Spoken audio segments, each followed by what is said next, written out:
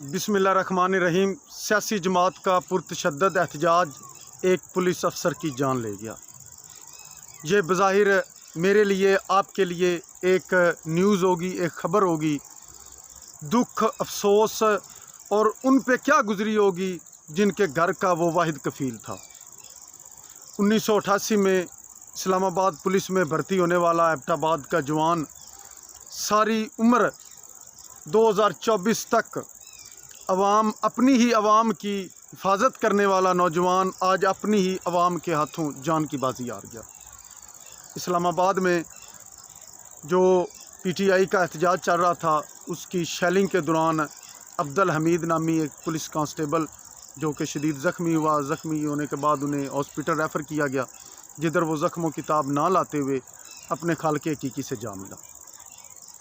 आपने ये बात सुनी, आप बस इसको स्किप करेंगे और चले जाएंगे, लेकिन उस घर का, उन बच्चों का और जिनके घर का वो वाहिद कफ़ील था, उन पे क्या गुज़री होगी, वो किस लिहाज से देखेंगे पाकिस्तान तहरीक इंसाफ को, वो किस नज़र से देखेंगे पाकिस्तान मुस्लिम लीग नून को, वो किस हिसाब से देखेंगे हमारे इदारों को, हमारी अदालतों को और हमारे इस निज़ाम को। जिस कौम की, जिन लोगों की वो हिफाजत करता रहा, उन्हीं लोगों ने आज उसकी जान ले ली। जिस इदारे में रहकर, जिस मामलात में रहकर उसने, आप नहीं सोच सकते, आपको नहीं पता कि किन हालात में ये नौजवान ड्यूटी करते हैं, किस तरह से उन्होंने अपनी ज़िंदगी के 30-35 साल इस आवाम की हिफाजत के लिए, इस आवाम को सिक्योरिटी देने के चक्कर में उसने गुजारे। आज जब वही आवाम उस पर तशद्दुद कर रही होगी तो उसके जज्बात क्या होंगे, उसके एहसासात क्या होंगे, इस चीज़ का आप अंदाज़ा नहीं लगा सकते। ये वही बताएगा। अपनी कुर्सियां बचाने के लिए या कुर्सियां हासिल करने के लिए, इक़्तिदार हासिल करने के लिए और अपनी अय्याशियों को बरकरार रखने के लिए जो ये जंग लड़ी जा रही है, इसमें नुकसान हो रहा है तो सिर्फ़ और सिर्फ गरीब का। चाहे वो गरीब मज़दूर है, दिहाड़ीदार है, जिसने करके खाना है, और जब रास्ते बंद होंगे तो उसका कितना नुकसान होगा ये इनको नहीं पता, ना इनके इल्म में है ये बात। ये सिर्फ़ अपने इक़्तिदार के पीछे हैं, ये अंधे हो चुके हैं, पागल हो चुके हैं ये लोग।